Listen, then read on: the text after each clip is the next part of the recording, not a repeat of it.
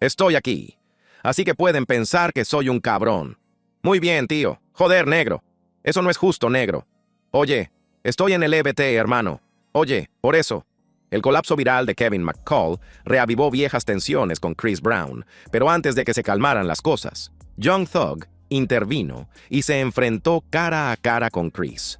Lo que comenzó como una charla privada se convirtió en una acalorada discusión. Las imágenes filtradas de esa noche muestran lo mal que se puso la situación. Analicémoslo, la ruptura que sacudió a la industria. El 20 de octubre de 2025 fue el día en que todo el mundo de la música fue testigo de uno de los momentos más desgarradores en la historia del R&B. Kevin McCall, a sus 40 años, se sentó para lo que se suponía que sería otra entrevista más en el podcast Back on Fig. Nadie podía imaginar que lo que sucedió durante esa conversación de casi 3 horas volvería locas a las calles, la industria y las redes sociales, desvelando una de las disputas más tóxicas del hip hop y el R&B.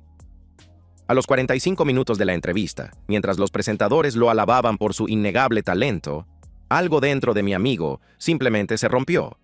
Metió la mano en su cartera y sacó su tarjeta EBT, su tarjeta de transferencia electrónica de beneficios, básicamente cupones de alimentos, amigos. Y entonces, allí mismo, ante la cámara, delante de todo el mundo, Kevin McCall se echó a llorar. ¿Por qué carajos tengo una tarjeta EBT y este negro está en Breezy Bowl y ganó 90 y tantos millones y dice KKK Mac? ¿Puedo obtener 25,000 por las 4 canciones que te debo, hermano? Solo quiero irme, hermano. Aunque ni siquiera estoy enojado. Tengo un coche EBT y mi negro me dice: ¿qué chingados, hermano? No puedo conseguir nada, hermano. Hombre. Tío, era jodidamente crudo. Era doloroso de ver y era imposible no sentir algo, ya fuera compasión, asco o una complicada mezcla de ambas emociones a la vez. Ahí estaba un tipo que había ayudado a crear algunos de los mayores éxitos de la década de 2010. Cuyas contribuciones habían generado millones y millones de dólares, que había formado parte de proyectos ganadores de Grammy, y que ahora se veía reducido a recurrir a la ayuda del gobierno solo para comer. McCall fue sincero y reveló que debía $2,000 mensuales en concepto de manutención de su hija Marley, fruto de su relación con su ex, Eva Marcille. Admitió que no había visto a sus hijos en más de una década. Mi amigo reveló que tenía pensamientos suicidas, hablando con total sinceridad, y entre lágrimas, mocos y sollozos desgarradores que impactaron de manera diferente, le hizo una petición directa a Chris Brown. «Dame los $25,000 que me debes por esas 4 canciones, hermano». McCall afirmó que el total de los derechos de autor impagados podría ascender a $3 millones, alegando que un acuerdo CBE inválido básicamente le había privado de su parte justa. Y señaló el marcado contraste que dejó a todos boquiabiertos. Mientras Chris Brown estaba en medio de su gira Breezy Bowl XX, que recaudaría entre 90 y 100 millones de dólares, interpretando canciones que McCall había ayudado a escribir en estadios con entradas agotadas y con el público enloquecido. McCall utilizaba cupones de alimentos y ocultaba su rostro en las tiendas de comestibles para evitar la vergüenza de todo ello. Maldita sea. Di mi nombre, Heather y yo. Mira, Heather y yo fuimos juntos al edificio del condado. Por mi mamá. Juntos. Fuimos juntos al edificio del condado, hermano. El clip se volvió viral de inmediato, sin exagerar. En cuestión de horas tenía millones de visitas en Twitter, TikTok e Instagram. Todo Internet estaba alborotado. El clip principal, compartido por mi mixtapes solo en Twitter, acumuló más de 9 millones de visitas. Las opiniones estaban divididas. Algunos veían a un hombre destrozado al que la industria había engañado. Una advertencia sobre el lado más sórdido del negocio de la música, donde no te quieren de esa manera. Otros veían a alguien cosechando lo que había sembrado. Un tipo que había amenazado a un niño, que había quemado todos los puentes a su alrededor, que había tomado decisiones catastróficamente malas y que ahora intentaba hacerse la víctima cuando le había llegado la hora de la verdad. Pero entonces ocurrió algo que nadie vio venir. Alguien entró en la conversación con la credibilidad, el dinero y la relación con ambas partes para poder cambiar las cosas. Entró Young Thug, recién salido de la cárcel y dispuesto a mostrar su apoyo. El 21 de octubre de 2025, Literalmente, un día después de que el colapso de McCall dejara todo Internet en ruinas, Young Thug publicó en Twitter: Kevin McCall, llámame amigo, te daré los 25,000 que necesitas, y sé que ningún CB te los daría. Además, él es de fiar. A veces los negros estamos ocupados, hermano. Oye, este fue un gesto notable por varias razones, y la cultura lo notó de inmediato. En primer lugar, Young Thug se ofrecía a cubrir personalmente los $25,000 que McCall afirmaba que le debían. Eso es dinero real, no una búsqueda de influencia. En segundo lugar, lo hacía públicamente, lo que ponía tanto a McCall como a Brown en una posición interesante en la que todo el mundo podía ver lo que realmente era bueno. Y en tercer lugar, quizás lo más significativo para la cultura, estaba defendiendo a Chris Brown mientras ayudaba a Kevin McCall, logrando algo casi imposible como un auténtico. Para entender por qué esto tuvo un impacto diferente, hay que entender la relación entre Young Thug y Chris Brown. Y créanme, es muy profunda. Estos dos tenían una historia real juntos, una amistad auténtica forjada a través de la colaboración y el respeto mutuo. En 2020, durante el apogeo de la pandemia de COVID-19, cuando todo el mundo estaba confinado, crearon Slime and Bee, un mixtape de 13 temas que mostraba su química y que causó sensación en las calles. El primer sencillo, Go Crazy, alcanzó el número 9 en la lista Billboard Hot 100 y fue 4 veces platino, lo que supone una presión certificada.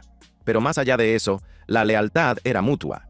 Cuando Young Thug fue arrestado en mayo de 2022 por cargos relacionados con la ley RICO, y pasó más de 2 años encerrado luchando por su caso, Chris Brown fue uno de los artistas que le mostró un apoyo real, no solo el cariño de la industria. Brown publicó Better Free YSL. Habló de Thug en entrevistas con auténtico afecto y preocupación, manteniendo vivo su nombre. Básicamente, se comunican por mensajes de texto. Eso es todo lo que dicen. Es como si un tipo dijera, oye, haz esto, y otro tipo dijera unas palabras. ¿Qué opinas al respecto? Quiero decir, no puedo hablar por mis hermanos en este caso y por lo que están pasando, solo puedo ser quien siempre he sido, su hermano. Voy a estar con ellos toda la vida. Somos nosotros, nunca ellos. Así que cuando Thug se ofreció a ayudar a McCall, no estaba delatando a Brown ni cambiando de bando como un tonto. Estaba tratando de ser un mediador, de mostrar compasión por alguien que claramente estaba en crisis, al tiempo que defendía el carácter de su amigo. Eso es ser un verdadero G. El hecho de que dijera explícitamente, CB también te lo daría, hermano, él es auténtico, y explicara que los negros a veces están ocupados, demostró que no estaba tomando partido. McCall respondió en cuestión de horas, mostrando su cariño. ¿Qué pasa, hermano? Acabo de ver esto. Te voy a enviar un mensaje directo ahora mismo. Parecía que, tal vez, solo tal vez, podría haber alguna solución a toda esta locura. Young, recién salido de la cárcel federal y claramente con la mentalidad de devolver algo a la comunidad, había organizado un evento benéfico en agosto de 2025 para los niños de Atlanta, demostrando que realmente se tomaba en serio esa vida. Estaba tendiendo la mano a alguien que lo necesitaba desesperadamente. Pero si el gesto de Thug tenía como objetivo acabar con la disputa y calmar la situación, Chris Brown tenía una energía completamente diferente y otros planes sobre cómo iba a desarrollarse todo esto. El 22 de octubre de 2025, Brown publicó en sus historias de Instagram con toda la mezquindad del mundo. Recuerda esto. No se puede cruzar un puente quemado. ¿Y sabes qué es más divertido que un troll? Uno en la ruina. Tío, eso fue brutal. Fue despectivo, despiadado, y dejó la postura de Brown tan clara como el cristal de un parabrisas después de limpiarlo. No habría reconciliación, ni perdón, ni dinero, ni nada. El puente no solo estaba quemado, estaba incinerado, destruido, desaparecido, y McCall había sido el que había sostenido la antorcha y la gasolina. La respuesta dividió aún más a las redes sociales, con la cultura tomando partido. En Twitter, la opinión parecía inclinarse en un 70% a favor de Brown, con el apoyo incondicional de la calle. La gente seguía mencionando que McCall había amenazado a la hija de Brown, que había tenido múltiples oportunidades y las había desperdiciado todas, que su situación actual era en gran parte culpa suya y que no podía culpar a nadie más que a sí mismo. Un tuit viral que dio mucho que hablar capturó perfectamente el sentimiento. Antes de que alguien diga que Chris Brown está siendo cruel. Contexto. Kevin McCall amenazó con matarlo a él y a su hija, Royalty. Pero otros consideraron que la respuesta de Brown era innecesariamente cruel, como si estuviera pisoteando a un hombre que ya estaba caído. Se trataba de un tipo que claramente luchaba con problemas de salud mental, que combatía sus demonios, alguien que había contribuido al éxito de Brown cuando más lo necesitaba, y la respuesta de Brown fue burlarse de su pobreza y ridiculizarlo públicamente.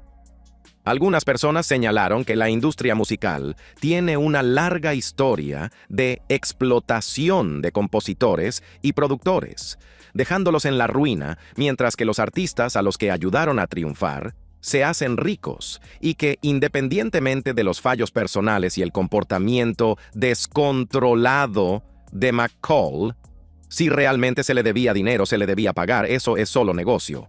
Pero para entender cómo llegamos a este momento explosivo, con McCall llorando ante las cámaras y Brown respondiendo sin piedad, tenemos que rebobinar la cinta hasta el momento en que comenzó esta hermandad, cuando solo eran dos jóvenes que intentaban triunfar en la industria, cuando los hermanos se convierten en enemigos. 9 de marzo de 2016. Ese es el día en que Kevin McCall decidió que ya había sufrido lo suficiente en silencio, guardándose su dolor para sí mismo mientras la industria seguía adelante. Recurrió a Twitter y lanzó un mensaje que reavivaría su disputa de manera espectacular. Chris Brown, tenemos que sentarnos y resolver este asunto. Intenté la vía de los negocios para adultos. Siento que mi amabilidad se está tomando como debilidad. Fue una llamada de atención pública, una línea trazada en la arena para que todo el mundo la viera. McCall no solo estaba sacando los trapos sucios para ganar influencia, exigía responsabilidades, exigía un lugar en la mesa para discutir lo que él consideraba años de regalías impagadas y promesas incumplidas, el tipo de política de la industria que destruye carreras. Pero si McCall pensaba que Brown respondería con una conversación privada o incluso con una declaración conciliadora para acabar con la disputa, estaba a punto de llevarse una gran decepción, amigos. Al día siguiente, el 10 de marzo de 2016, Brown publicó una larga diatriba en Instagram que no dejaba lugar a dudas sobre su postura y que no iba a dar marcha atrás. Fue salvaje, fue personal y fue muy público. El tipo de respuesta que acaba con las amistades para siempre. Brown llamó a McCall parásito y lanzó una escalofriante advertencia que dejó a todos con los ojos como platos. Sigue jodiendo conmigo y no podrás volver a caminar y mucho menos a cantar. Dejemos que eso se asiente un segundo. Ya no se trataba solo de un desacuerdo comercial, ni de un drama entre bastidores de la industria. Era una amenaza, quizá velada, pero una amenaza al fin y al cabo, y todos en la industria sabían lo que eso significaba. Y provenía de alguien que, a pesar de su genio musical y su innegable talento, tenía un historial bien documentado de violencia y problemas para controlar su ira que todo el mundo había presenciado. McCall, siempre desafiante y sin intención de ceder, inicialmente intentó mantener la calma y la compostura. Publicó en Snapchat: "En realidad, soy el fan número 1 de Chris Brown". Era un intento de sarcasmo o una expresión genuina de sentimientos encontrados, probablemente ambas cosas. En realidad, aquí estaba alguien que había admirado a Brown como a un mentor, que había ayudado a crear algunos de sus mayores éxitos, y ahora se veía amenazado por el hombre al que una vez llamó su hermano pequeño y al que había defendido con uñas y dientes. Pero el tira y afloja no se detuvo ahí, ni mucho menos. Más bien, se intensificó hasta alcanzar nuevos niveles de mezquindad. A lo largo de 2016, McCall alternó entre exigir a Brown que lo liberara de su contrato y expresar su admiración por el talento de Brown. Era una extraña danza de ira y nostalgia, de traición y hermandad que no podía dejar atrás, el tipo de relación tóxica que todo el mundo en el barrio ha visto desarrollarse. En junio de 2016, McCall incluso lanzó una canción de diss llamada Baeruche, un juego de palabras con el nombre de la exnovia de Brown, Karrueche Tran, y las calles se dieron cuenta. Más tarde admitió, sin tapujos, que utilizó a Karrueche como inspiración específicamente para molestar a Chris. Fue una mezquindad. Fue calculado y demostró hasta qué punto se había deteriorado su relación, de hermanos a enemigos que querían hacerse daño mutuamente. Luego llegó el 11 de diciembre de 2017, cuando McCall llevó las cosas a otro nivel, cruzando una línea que tuvo a toda la cultura hablando. Publicó un video en Instagram retando a Brown a una pelea a puñetazos y llamándolo perra por llevar armas a una pelea a puñetazos. Cuestionaba la autenticidad de Brown, su imagen de gángster que había estado cultivando, esencialmente tachándolo de alguien que hablaba con dureza, pero que no podía respaldarlo en una pelea justa entre hombres. Y luego, en lo que podría ser el gesto más simbólico de su relación rota, el momento que realmente demostró que había terminado, McCall tomó su placa de platino por Deuces, la canción que lo había iniciado todo, que había lanzado las carreras de ambos a nuevas alturas y los había hecho ricos, y la rompió ante la cámara como si nada. «Adiós a mi pasado», escribió en el vídeo, un amargo juego de palabras que captaba la muerte de una amistad y todo lo que habían construido juntos. La respuesta de Brown: emojis. Solo 2 emojis. Una reacción desdeñosa, casi aburrida, que probablemente dolió a McCall más que cualquier respuesta larga y que le hirió más profundamente que cualquier palabra. Era el insulto definitivo en la cultura hip hop. Ni siquiera mereces mis palabras, mi energía, mi tiempo. Pero la situación estaba a punto de dar un giro mucho más oscuro que nadie vio venir. El 30 de diciembre de 2017, Kevin McCall recibió un disparo en el pie fuera de una tienda de conveniencia en el distrito Crenshaw de Los Ángeles, una zona conocida por su actividad callejera. Las circunstancias eran muy turbias. Algunos afirmaban que se había disparado a sí mismo, otros sugerían que se trataba de una disputa callejera relacionada con pandillas. Pero en la mente de McCall, alimentada por la paranoia y el dolor del tiroteo, comenzaron a circular rumores en el barrio de que Brown podría estar involucrado o saber algo al respecto. Y fue entonces cuando Kevin McCall cruzó una línea que haría imposible la reconciliación, quemando el puente sin posibilidad de reparación. El 6 de enero de 2018, McCall publicó una serie de tweets que sorprendieron incluso a aquellos que habían seguido de cerca su disputa y pensaban que lo habían visto todo. Escribió algunas cosas descabelladas. Chris Brown y su descendencia estarían en un ataúd si él tuviera algo que ver con que me dispararan. Dejen de jugar con los rumores o no puedo prometer que Sibe cumpla 29 años. Lo mantuve con vida durante 7 años en Los Ángeles. Seamos absolutamente claros sobre lo que pasó aquí, sin exagerar. McCall amenazó no solo a Chris Brown, sino también a la hija de Brown, Royalty, que en ese momento solo tenía 3 años, una niña inocente que no tenía nada que ver con su disputa. Se refirió a ella como su descendencia y sugirió que tanto el padre como la hija estarían en un ataúd si Brown hubiera estado involucrado en su tiroteo. Eso es más que una falta de respeto. Es imperdonable en esta cultura. La reacción fue inmediata y severa, y todo Internet se lanzó contra McCall. Los fans estaban indignados y disgustados. Las redes sociales estallaron con condenas desde todos los rincones. Un usuario de Twitter capturó el sentimiento que todos compartían. No me importa cuánto odies a Chris Brown, no se amenaza así a la hija de alguien. Incluso las personas que se habían mostrado comprensivas con las quejas económicas de McCall y pensaban que le habían tratado injustamente, se volvieron contra él de inmediato. Hay reglas no escritas en el hip hop, en la cultura callejera, en cualquier cultura en realidad, y amenazar a los niños es una de las líneas más sagradas que no se pueden cruzar. Eso está prohibido. Y punto. McCall intentó rápidamente dar marcha atrás y controlar los daños, alegando que estaba citando versículos de la Biblia, ojo por ojo, y que en realidad quería a Brown y a su hijo y que mataría por ellos, no a ellos, tratando de darle la vuelta al guión. Insistió en que la gente lo estaba malinterpretando, que solo se trataba de advertencias hipotéticas sobre los peligros de difundir rumores. Pero esa explicación no le valió a nadie. Pero el daño ya estaba hecho. Era irreversible. Toda la simpatía que McCall se había ganado.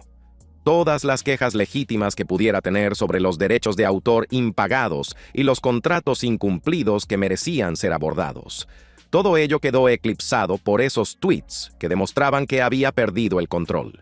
Había amenazado a un niño y, al hacerlo, le había dado a Brown la autoridad moral y una razón perfectamente legítima para no volver a hablarle nunca más, para romper completamente con él.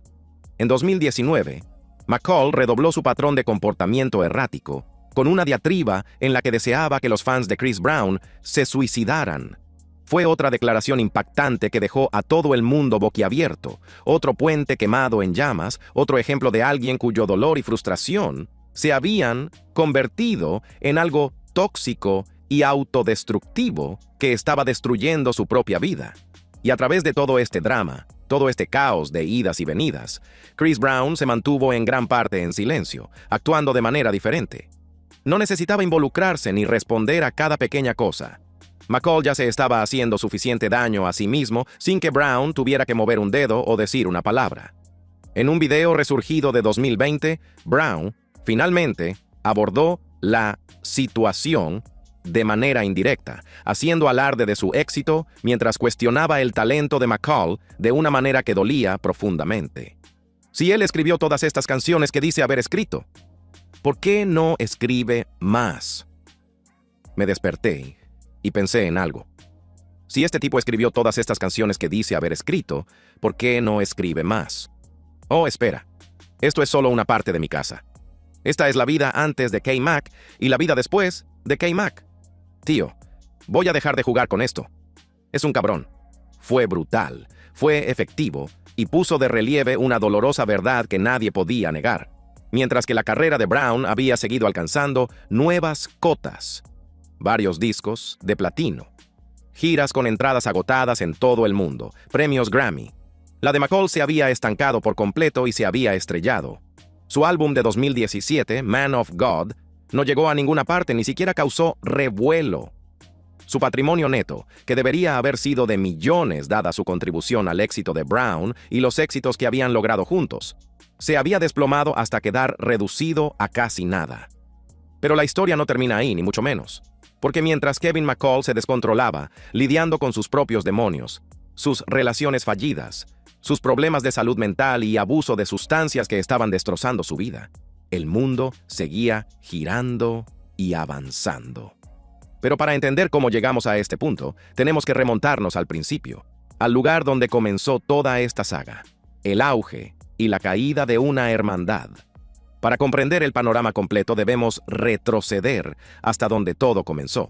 Volvamos a 2009, cuando un joven Kevin McCall, de Watts, Los Ángeles, tomó una decisión audaz que cambiaría el rumbo de su vida para siempre, y lo pondría en el mapa. Imaginemos esta escena.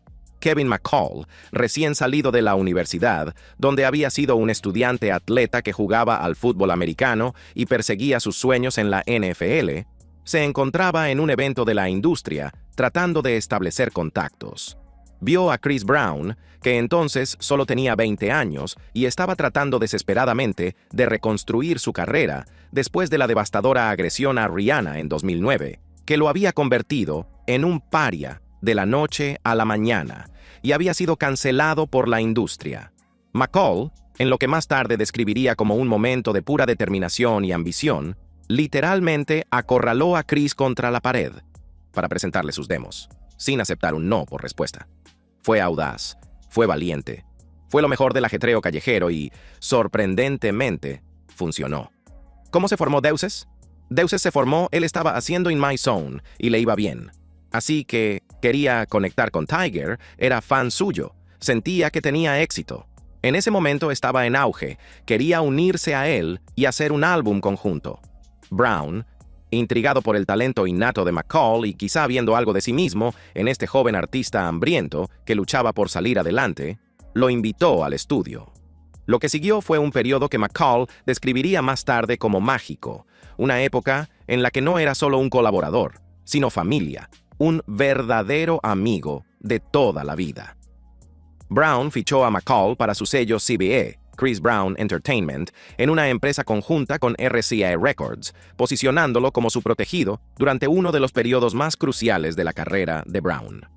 Era la época del regreso de Brown, el momento en el que necesitaba demostrar al mundo que era más que el peor momento de su vida, que todavía podía crear éxitos. Y juntos crearon auténticas joyas, sin exagerar. La química entre ellos era innegable, magnética, y dio lugar a algunos de los mayores éxitos de principios de la década de 2010 que aún hoy siguen sonando. Estaba Deuces, el sencillo de 2010 con Tyga, que alcanzaría el puesto número 14 en la lista Billboard Hot 100 y se convertiría en un himno. Pero aquí es donde la historia se pone interesante y muestra la complejidad de su relación. Deuces era originalmente una canción de McCall, su criatura. La había escrito sobre su primer amor, una ruptura que lo había dejado herido y vulnerable y en la que había volcado todo su corazón. ¿Era tu canción? Sí, era mi canción. Ah, era un paquete aparte de todo lo demás. Era como, aquí tienes tus 10 canciones. Y adivina qué, escucha esto en el coche. La estuvo escuchando toda la semana y dijo, no, necesito esa canción. Necesito esa canción. McCall se la dio a Brown con una condición. Tenía que quedarse en la pista. No podía quedarse con todo. Brown aceptó. Trajo a Tyga para añadirle ese toque extra, y el resto es historia. Certificada. La canción obtuvo una nominación al Grammy a la mejor colaboración de rap cantada y generó enormes regalías. McCall afirma que recibió más de 6 cifras solo por Deuces, una cantidad de dinero que le cambió la vida.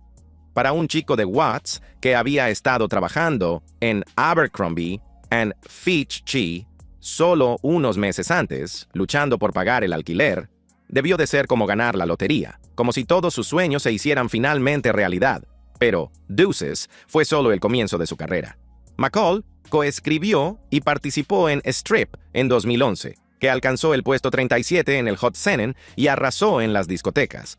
Contribuyó a Look at Me Now, la colaboración con Busta Rhymes y Lil Wayne, que encabezó las listas. Se convirtió en el primer éxito número 1 de Brown y arrasó en la radio. Su huella está presente en todo el álbum FAME de Brown, el proyecto que le valió a Brown su primer Grammy y consolidó su regreso como una de las mayores estrellas del R&B. McCall también compuso para otros artistas durante este periodo, incluyendo One Night Stand de Keri Hilson, demostrando su versatilidad y consolidándose como uno de los compositores más solicitados del R&B. Ni por un segundo. Siempre me sentí mejor. Si solo fuéramos Chris Brown y yo, no creo que el disco fuera tan bueno. Creo que es todo el conjunto. Creo que somos los tres. Era lo que tenía que ser y nunca sentí envidia de ninguno de los dos. Siempre quise lo mejor para ambos, y espero que ellos quisieran lo mismo para mí. Durante un breve y brillante momento, Kevin McCall vivió el sueño con el que sueña todo niño del barrio. Estaba en el epicentro del renacimiento del R&B, trabajando junto a una de las estrellas más importantes del mundo, creando éxitos que definirían a una generación y se reproducirían en todas las fiestas y todos los clubes. Brown llamaba a McCall su hermano mayor en las entrevistas, y sus sesiones de estudio se describían como asuntos familiares, llenos de energía creativa, risas y amor fraternal, el tipo de vínculo que se supone que dura para siempre. Pero bajo la superficie, bajo todo el éxito y los éxitos, comenzaban a formarse grietas como fracturas en el hormigón. Y no se trataba solo de pequeñas fisuras, sino de fallas que acabarían por romper su relación de forma completa y violenta. Los primeros signos de problemas surgieron alrededor de 2013-2014, cuando McCall comenzó a sentirse atrapado, como si lo controlaran, como si le molestaran lo que él consideraba restricciones a su libertad artística y su visión creativa. En una reveladora entrevista de Vlad TV en 2015, que se hizo viral, McCall explicó que Brown quería que proyectara una imagen de madurez, sensualidad y atractivo de matón, pero esto chocaba con la propia visión de McCall sobre su carrera y quién quería ser como artista. Quiero decir, Chris tenía esta imagen de mí. Quería que fuera maduro, sexy y tuviera un atractivo de rudo. Y simplemente no nos poníamos de acuerdo. Yo no compartía la visión que él tenía. Podría haber sido solo una pequeña conversación, pero por alguna razón, no nos poníamos de acuerdo con lo que él intentaba hacer con mi carrera en ese momento. El punto de ruptura llegó con un incidente que, en retrospectiva, parece casi trivial, pero que desencadenaría una reacción en cadena de acontecimientos que ninguno de los dos podría haber previsto, como fichas de dominó cayendo. En 2014, Keke Palmer, sí, esa Keke Palmer de los memes, Se puso en contacto con McCall como fan, con ganas de colaborar en algo musical. McCall, ansioso por establecer su propia identidad fuera de la sombra de Brown y abrirse camino, aprovechó la oportunidad sin dudarlo. Crearon el vídeo de Shorty Wanna Ride, y McCall estaba entusiasmado con el proyecto, pensando que ayudaría a despegar su carrera en solitario. Pero a Brown no le gustaba nada. Según McCall, Brown lo llamó y le expresó su descontento sin rodeos, sin contenerse. Brown consideraba que la colaboración daba mala imagen. La imagen sana y afiliada a Disney de Palmer chocaba con la personalidad más atrevida que Brown intentaba cultivar para su lista y su marca. Pero no se trataba solo de un desacuerdo artístico, sino de control, de quién tenía el poder. Chris estaba molesto por ello. Sentía que daba mala imagen, así que decidió llamarme por teléfono y decirme lo mala imagen daba. Pero no me lo dijo de una manera profesional. Así que tuve que, ya sabes, llamarle la atención y hacerle saber que no volviera a hablarme así nunca más. McCall afirma que, durante esta llamada telefónica, Brown amenazó con arruinar su carrera y asegurarse de que la discográfica nunca volviera a trabajar con él, básicamente intentando excluirlo de la industria. Para McCall, que había sido educado para defenderse por sí mismo, que provenía de las calles de Watts, donde el respeto lo era todo y no se podía permitir que nadie te pisoteara, esta era una línea que Brown no debería haber cruzado. Una violación del código. No soy Drake. No soy Frank Ocean. Es decir, te vas a volver a encontrar conmigo. El enfrentamiento fue un punto de inflexión en su relación, el momento en que todo cambió. McCall se sintió menospreciado, tratado no como el colaborador y hermano que creía ser, sino como un empleado que se había salido de la línea y al que había que poner en su sitio. Y quizás lo más significativo es que empezó a sospechar que el representante de Brown había estado trabajando entre bastidores para sabotear su carrera en solitario, supuestamente diciéndole que cerrara sus proyectos e impidiéndole conseguir oportunidades. Mientras tanto, el dinero, o la falta del mismo, se estaba convirtiendo en un tema cada vez más delicado que estaba carcomiendo a McCall. A pesar de que Deuces se convirtió en un gran éxito con más de 500 millones de reproducciones en Spotify a día de hoy y sigue sonando, McCall afirma que nunca vio las regalías que se le debían, que nunca obtuvo la parte que le correspondía. Alega que su contrato editorial con la empresa de Chris Brown era abusivo, que no entendía lo que estaba firmando porque era joven y estaba hambriento, y que, en esencia, se vio atrapado en unas condiciones desfavorables sin la representación legal adecuada, el tipo de contrato abusivo que arruina carreras. ¿Te ofrecieron contratos editoriales y cosas por el estilo durante ese tiempo? Firmé un contrato editorial a través de Chris. No entendía nada de eso. Todo se hacía a través de Chris. Y por eso lo que intentaba decir es que, una vez que mi relación con él se volvió un poco extraña, él, ya sabes, el negocio y todo eso, se estancó y se complicó. El contrato de McCall con RCA, que se había facilitado gracias a los contactos y la influencia de Brown, también se vino abajo como un castillo de naipes. Describe una situación desagradable en la que nunca fue incluido oficialmente como artista fichado en la página web del sello, en la que su presupuesto se gastaba misteriosamente en productores que no necesitaba porque él mismo ya era un productor con habilidades, en la que se hacían promesas que se incumplían con alarmante regularidad, las típicas artimañas de la industria. Y quizás lo más doloroso para alguien que había dado tanto a estos proyectos, McCall afirma que Brown eliminó sus créditos de canciones como Look at Me Now, borrándolo efectivamente de las pistas que había ayudado a crear y quitándole su legado, ya fuera por malicia intencionada, por un mal mantenimiento de los registros o por cualquier otra cosa. Para McCall fue una traición de primer orden. Ser borrado de la historia por alguien a quien había ayudado a convertirse en una estrella. Gracias por vernos. Si te ha gustado, echa un vistazo a los videos recomendados haciendo clic en las tarjetas de tu pantalla.